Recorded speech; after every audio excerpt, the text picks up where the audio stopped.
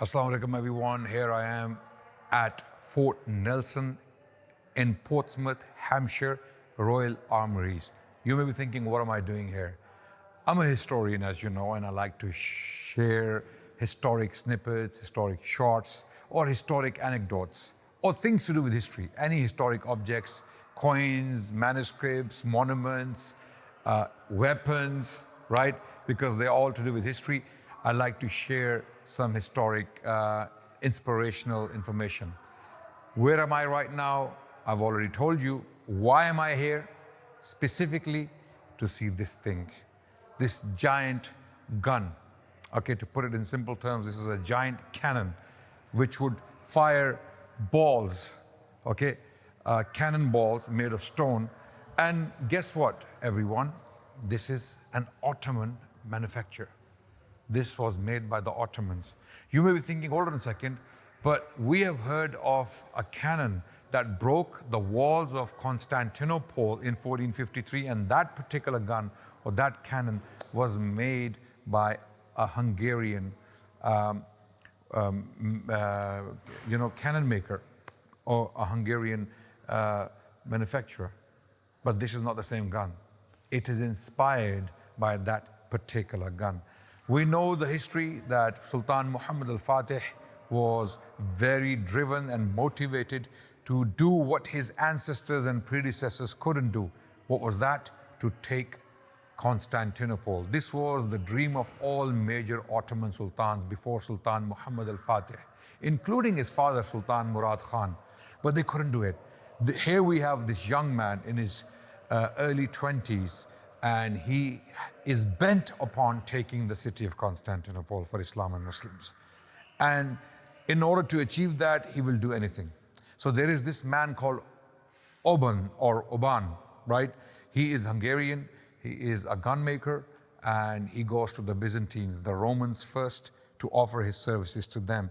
And obviously, the Romans didn't have any, desire to break the walls of another city because they had more to defend rather than attack. But on the other hand, the Ottomans needed such a person to build a super weapon for them so that they can break the impregnable walls of Constantinople. So Oban offered his services to the Ottoman Sultan, at the time Sultan Muhammad al-Fatih, and he was very enthusiastic in seeing what he can produce. Now what you see here in front of me is a child, you can say, or is an idea born of that particular gun. That gun made by Oban was twice as big as this one. It was 30 feet long, okay? And even the radius was much larger than this one. This is actually a gun made by an Ottoman gun maker whose name was Munir Ali. We will see very quickly. And how this gun ended up here in Hampshire in this museum is also very important information that we want to share with you. We wanted to give you the background first, what inspired this production, this object in the first place. So it was Oban who had built that gun for Sultan Muhammad al-Fatih to break the walls of Constantinople. And this gun was instrumental in taking the city of Constantinople in 1453. Then in 1464, almost 11 years later, another experiment was done, and you can see some Ottoman inscriptions here. This gun was produced in 1464, and these are later inscriptions. Of course, they're not from the time. What we see from the time is right here, and the dedication to the Sultan and the name of the manufacturer and the date is very clearly inscribed on the front. So this is 3.5 feet radius. It's a very huge gun which has the potential to inflict major damage to the people who are being fired upon. Okay, so here it states, Allahumma bin Nasri, okay, Sultan Muhammad Khan. That's very clearly inscribed there. Then it says, Fi Tarikh. The date is Sana Sittin wa Thamanmiya, 860 Hijri, to be precise. And then it says, it has the signature of the manufacturer, Al-Amal, okay, Munir Ali, Shahr Rajab. Fi Shahr Rajab, in the month of Rajab, 860 Hijri, it was completed. And the engineer is Munir Ali, his name is there, Al-Amal, Munir Ali, the work of Munir Ali. You can see the Ottoman design there. It is very much Ottoman. This was an absolute game changer. The production of this gun and the one before it that broke the walls of Constantinople was a game changer. This is what caused the collapse of the Roman Empire.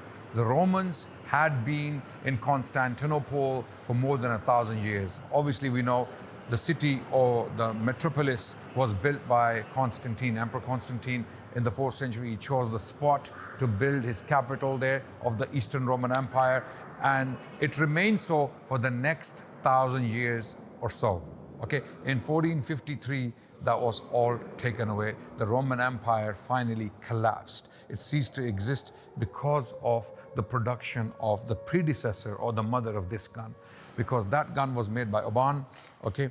It was twice as big as this. This is 17 feet long.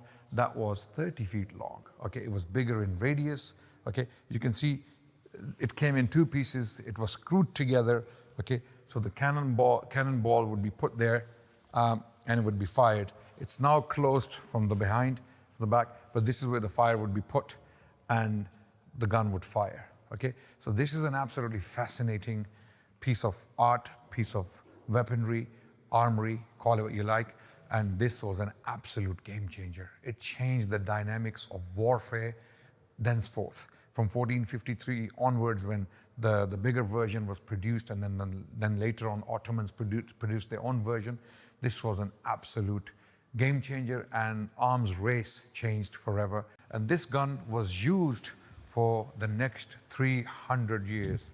Even in 1807, this very gun was used against the British Navy that tried to prevent the Ottomans from participating in the Russian war against Britain, right? Then in 1866, this very gun was gifted by Sultan Abdulaziz to Queen Victoria, who was the monarch of Britain at the time. And since then, it has been in Britain, and now it is housed in this museum, the Royal Armouries in Hampshire in Portsmouth. This is a must-see item from the history of the Muslims.